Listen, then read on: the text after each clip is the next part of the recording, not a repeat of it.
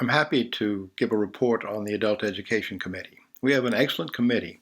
Working with me this year are Jeanette Dixon, John Hoverson, Bill and Karen Klein, Lisa Spiro, and Karen Thomas, and they're all full of good ideas and have good contacts.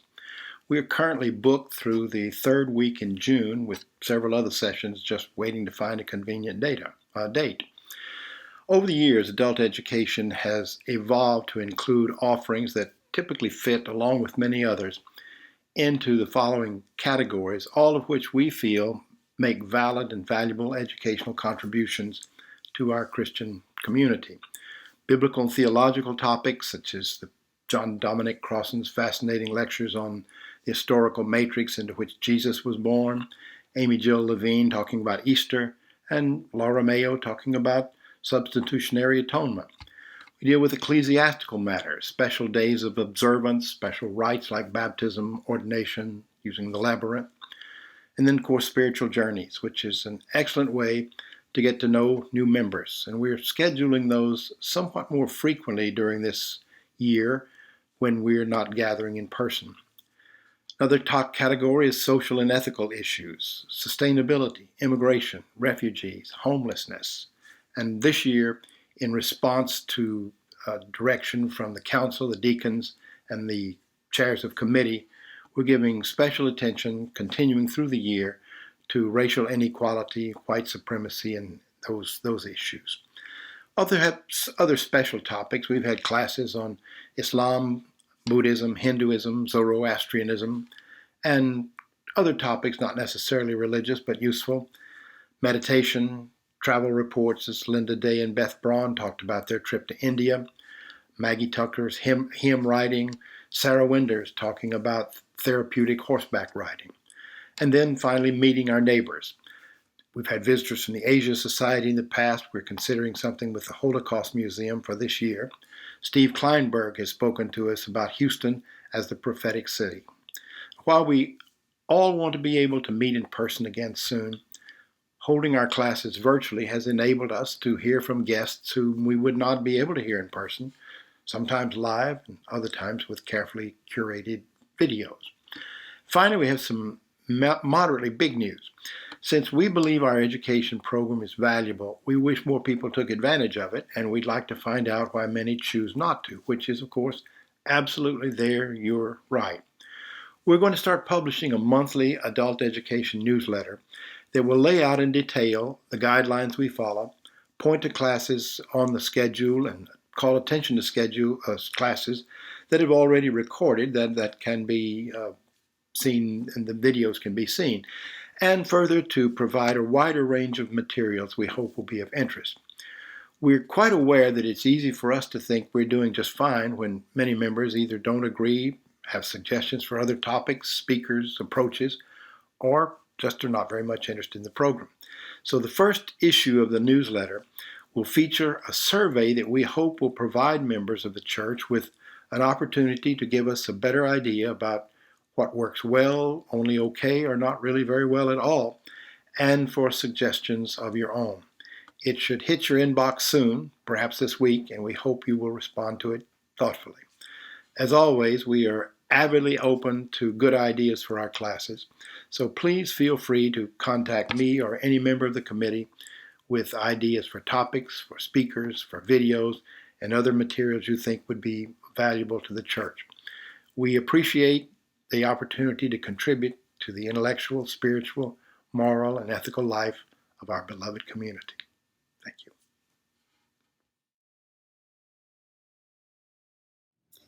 Hey everyone, it's Jeannie Joslin. I am co-chair of Children and Youth with Charity Hammond. I've been thinking about what we want the kids to have as they adjust to all the changes in the pandemic and stuff like that. We sent out a survey and got feedback from families, and what we learned was that Sunday afternoons in person is the most desirable. So we are going to have in-person events on the first Sunday of May and the first Sunday of June for the youth and mentors. And then on the third Sunday of May and the third Sunday of June, we're going to have the children with Charity Hammond and some volunteers. We're going to do like some creative activity or some physical activity outside the Huff Fellowship Hall. Hoping that they, to try to get them back together, because they're all, they've been good friends for a long time. They grew up together in the church, and we think that, that'll be really good for them. We also have talked about maybe trying to organize a pool party or some kind of party that is appropriate with pandemic for the summer to get them back together. We are tracking the time for children. There's a sign up for people to do a short video for Time to Children during the worship service. It's on the website. The Covenant camping trip is set for October 22nd through the 24th at Sam Houston State Park, and I'm sure there'll be a sign up for that on our website closer to the time. We usually go to Schlitterbahn for on Labor Day weekend, and we're just going to wait and see what changes and if it's open and all that, and before we make that decision. We're also not moving forward on any mission projects for the kids or the auction. We're just going to take it, day at a time, see what's going on. I think that's it. That's what children and youth are up to. Can't wait to see everybody in person soon. Thanks. It's KT from the Facilities Committee giving you an update on what's going on here. So I figured the best way to show you all the progress that we're making and kind of go over some of the larger projects that that we've taken on in the 2021 calendar year is to go through the sanctuary building itself. So I'm going to go ahead and turn around the camera and show you all what we've been working on. So basically what happened, if you don't know, is that back in December, before the freeze, we had a water pipe that burst at this water fountain. And it flooded out basically this whole hallway down into the narthex. And so what we did is that we've taken out the carpet. We've decided to resurface the floors. So the surface in the narthex has already been done. And then we're also going to be doing the hallway and the sanctuary as well. In the process of determining what's going on, and I'm going to stay out of the narthex just because it's very echoey in there. We cut away the wall to check for damage, and what we actually found is that we do have water damage, but not from the leaking fountain. It's actually coming in through the windowsills. So we are in the process of getting the windowsills replaced, replacing all of this drywall. So kind of a good thing to catch. It was definitely an ongoing issue. We're also working on, in this building, replacing the roof, as well as obviously we're going to be going through furniture and toys and all of that sort of stuff and figuring out, since we're in the process of this remediation, figuring out what we should be keeping and what we should be throwing away. I know that it's kind of it's definitely not the most beautiful look our building has had, but I'm thinking we've already gotten the settlement from the insurance company, and work is on the way. It's in the process of getting bid out, and so I'm hoping here in the next couple of months everything is going to be put back together. We also have some other projects going on with the other building, so that would be the main thing. There is we're working on new signage across the campus, and then we are also in the fellowship hall working on some acoustic remediation. That's in the fellowship hall itself, as well as in the adult education classroom. So if you have any questions, you can feel free to reach out to me or to my co-chair, Beth Braun. And I just also would like to give a special shout out to the folks on the facilities committee, as well as to Paul Wilson and Jim Avra. They have been absolutely instrumental in making sure that what we're doing is done properly and done accurately, so that we only have to do it once, and hopefully we don't have these kinds of issues again. Anyway, that's it for facilities. Thanks. Hey everybody, this is Krista Robbins, Chair of Missions Committee. I have a very brief update for this quarter. Basically, we've been posting what opportunities we have in the newsletter and the weekly bulletin on Wednesdays. You may have seen, and there still is, a link there to donate to Search via their Amazon wish list. So, please feel free to contribute there if you'd like. I did put a call out for used books for Search as well. And so that's completed. We as a missions committee have kind of investigated other ideas, and one idea we had was a bulletin board, an online virtual bulletin board via Facebook or via our website, where we could post job opportunities, basically, so we can connect, but not necessarily church focused. So for sale items, a lot of conversation was had about people losing their jobs over the past year, or needing or having job opportunities that someone in the church might be looking for, and how do we connect with all of those people, especially when we're not seeing each other. So there's an idea. We're working on it. I'm trying to see if we can get something like that off the ground, but that's an exciting idea. Also investigating other local BIPOC organizations where we can either contribute, or we can contribute financially or contribute with our time. And one of the organizations that I've looked into is called Relief Gang, or Angel by Nature.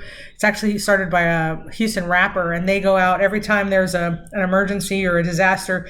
They go out and get water. I mean, like for the freeze, they were getting water for people, water, fixing plumbing, just basically helping the community. And they continue to do that and other activities. Anyway, all of that, is on their website. So we may start looking into aligning with them a little bit more, but again, that's in development. And lastly, we did have a member attend the CCSC kind of like update Zoom. And in there's a lot of opportunities available for volunteers to go and participate in food drives and job nets and all sorts of stuff. So I'm going to work to get that on the bulletin next week, so that those opportunities are there. And please feel free to reach out and sign up as you can. The last thing I'll say is that in the newsletter this week there was a march. There is a flyer that was posted, and it's a march sponsored by the NAACP and the Houston Police Department in honor of the individuals who have been Black individuals who have been killed by violence, including George Floyd and a police officer in the past year. And it's basically a lot of the city council members, Mayor Turner, sponsored by a lot of the community. That's happening this Saturday on May 1st. Again, the flyer's in the newsletter. I plan to be there, and if you're interested in joining, please do as well. If you all have any ideas on any missions opportunities or anything like that, feel free to reach out to me or anyone on the committee, and I hope you're all doing well. Thanks. Bye. Hello, Covenant. It's Jason here representing Outreach. I want to give you a quick update of what we have been working on. Our last meeting, we spent a lot of time talking on how we can continue to do outreach even with the pandemic. And what we really landed on was that we have a lot of opportunities around digital outreach. And so we're going to be looking at how we are utilizing our social media platforms and how we can possibly expand that in order to expand our outreach. The other thing that we talked about is the Pride Parade. As you probably know, there most likely will not be a Pride Parade.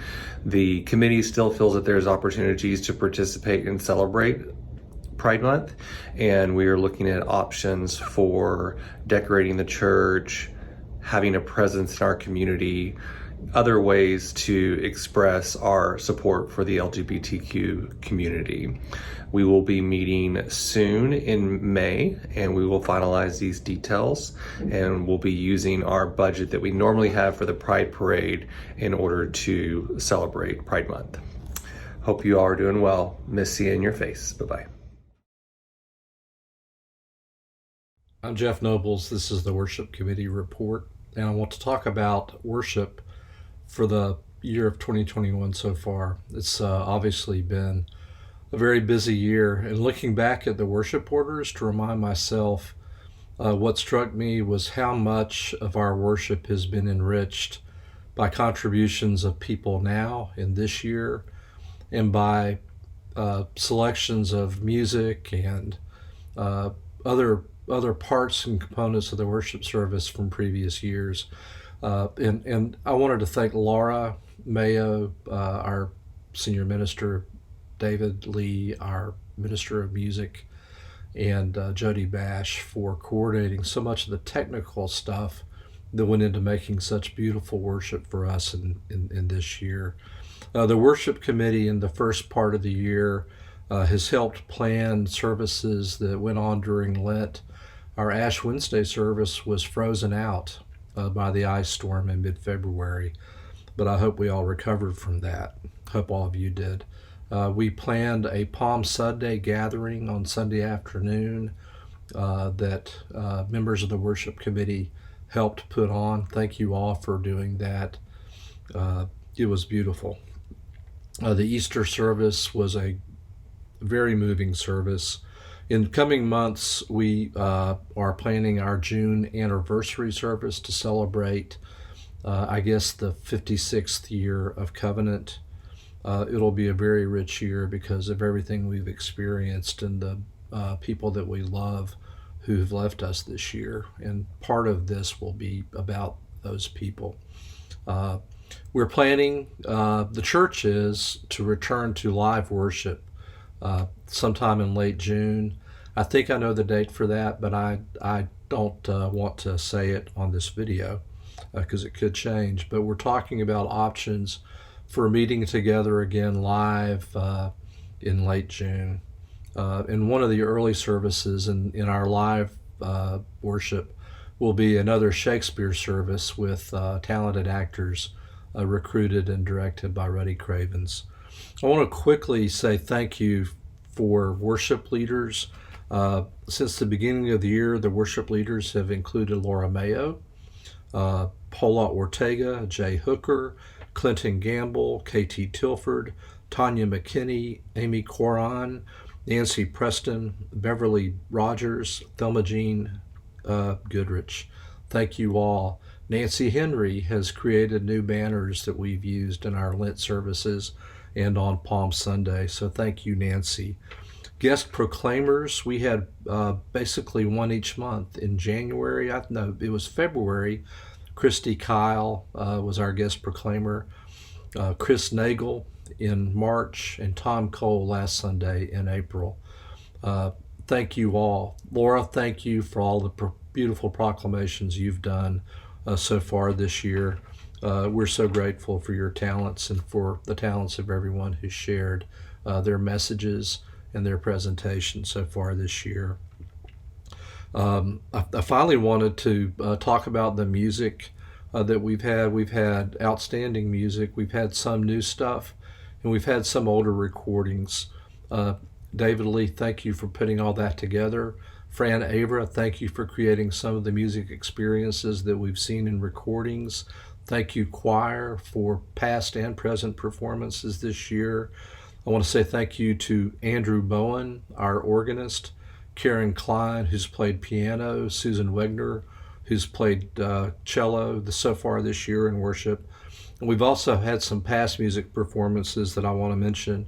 Heather Lorelis playing clarinet, Casey Okabayashi sharing her voice, Carl McAliley and Patrick Palmer, very talented organists who we saw again. Thanks to David for recreating those. It really has been a remarkable time. I know that we're all very excited at the prospect of getting back to something that's more like normal. It's been wonderful to be part of a community that has shared so much talent and so much love this year. Thank you all. Hi everyone, this is Jody. I have a communications update for you for this business meeting. There are several things going on that I want to give you as much detail as we can about right now. The first is Jeff Nobles mentioned in his worship update that we are trying to come back in person in mid-June. We don't have a date. We would love to say it's going to definitely be on this Sunday or this Sunday, but we're still working out some details, and I know everyone understands that process. So, but we do know a couple of things and how it will work. We will have 2 services. The times are to be determined. There will be a sign-up online for both of those services so that we maintain a limit of 50 people per service. We will be meeting in our fellowship hall. You may have watched KT's facility update and you can see how not ready for people our sanctuary building is. But luckily we have this alternative space we can meet in. And so we'll have in the fellowship hall 50 people in each worship service. Sign-up sheets available. If you go to sign up and it's completely full, add your name anyway, and you will get priority for the next Sunday. So we'll make sure that the people who want to go are getting their chance to attend in person. We are not having hospitality or education in person when we first go back because we're trying to limit the number of people coming in and out of our building and passing each other, etc. Masks will be required. There will be hand sanitizing stations around the fellowship hall for your use. We do not ask or require that you have a vaccine. We highly recommend it and will be happy to help you figure out how to get one if you don't have one. Childcare will not be provided when we first come back. We're still figuring that out. So we'd love you to bring your kids and be a part of our service if that's possible for you. We definitely want to have as many people there as possible. When you're seated in the fellowship hall with 50 people, it is only necessary to be physically distanced by 6 feet if you are not with people that you normally hang out with. So obviously a family group could sit together, for example, or people who interact frequently outside of the church environment. So just keep that in mind. One thing that will happen when we start meeting in person is that we will discontinue the weekly videos. We don't want to ask our staff and worship volunteers to do double work. So what we are going to try and do instead, and we are experimenting with this, is do a live stream of our service. Bill Howes, among others, is working with us on how to make that happen. So details will come out as we know more. Please be patient with us as we learn this new process. As usual, we record our worship every Sunday, and there's a podcast that includes the scripture and proclamation. That's been available for several years, and if you don't know how to get to that, I'm happy to show you, because that comes out weekly and it's available to anyone who wants to hear our service. We will continue the Sunday morning emails probably for a short period of time when we go back in person to tell people how to log in to listen to the service and stuff like that.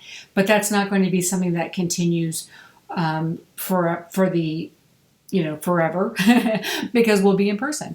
And then as soon as we are able to move back to the sanctuary, of course, we will do that and then probably be able to accommodate more people. We will play this by ear and see how things go and make adjustments as necessary. Laura and I are meeting with the chairs of adult education, children and youth, hospitality, and worship on Monday evening to talk about how we phase Sunday school, adult education, childcare, and hospitality back into our in-person meeting. So expect more details on that as we meet and come up with them. So we welcome your questions about this process and anything else. We know that Just like when we started going online at the beginning of COVID, you were so patient with us as we tried out different formats and figured out what worked. And I think that we came up with a really successful procedure. So we're hoping to do the same as we transition back into meeting in person, which we're so excited to finally be able to do. So thank you for that. A couple of other reminders that the newsletter that comes out Wednesday afternoons is still the best source of all information. Please send us your updates. Go there first to look for information if you need it, or our website, which should always be also the most updated source of information. One of the things I wanted to add to Jeannie's update about children and youth is that there are no camps this summer. I think most of the parents are aware of that, but I just wanted to make sure that it was known that that's not happening. And so we are, fingers crossed, hopeful for 2022 for kids to go back to camp. If you have any questions, again, let us know. We are here to answer them for you. Thank you so much. Hi, my name is Brooke Ward. I'm the current treasurer of Covenant, replaced Christy Kyle, who has been doing this for the last 3 years and has done a great job, and we appreciate all that she has done. Today, I will be going over the March 2021 Treasurer's Report. It's the latest financial information that we have. Let me bring up the report. Again, this is the Treasurer's Report for March 2021. I wanted to start out by talking about the 2020 Stewardship Campaign. As of January 9th, we have received pledges in the amount of $383,000, 95 pledges received. 25 of those were an increase from last year. 12 pledges decreased from last year, and we have 4 new pledges. Our pledge goal was $363,000. We have overpledged our 2021 budget by almost $20,000. So I think that's good news, and it gives us some comfort going forward in 2021. Wanted to talk about revenues that have come in through March 2021.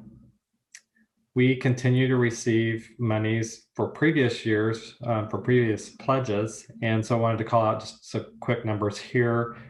We received an additional $1,765 toward 2019 pledges, and we received an additional $31,523 through March for 2020 pledges. If you'll see there at the bottom, we have received 103% of our 2020 pledges, which I think is really good news. And 2021, we received $32,600 towards 2021 in 2020. In 2021 through March, we received an additional $102,492. So our 2021 pledge budget was $363,000. So far, we've received 37% of that. I think that's a good place to be after the first quarter. I think that's a good percentage. Other money received through March 2021. We received $1,920 in identifiable offerings. We have received $11,800 in memorial honorarium donations. And we've received $1,800 in facility use fees. That's all related to regular rentals. We have not, of course, been renting out the the fellowship hall because of the pandemic. So hopefully later this year, we may be able to do that. Expenses through March of 2021, we've had operational expenses of $113,000, capital expenses of $4,670. We are currently working through the flood damage of the sanctuary in Narthex. So we'll probably have more expenses, or I know we'll have more expenses coming up under the capital portion, but we're hoping that a large part of that, if not all of that, is covered by insurance.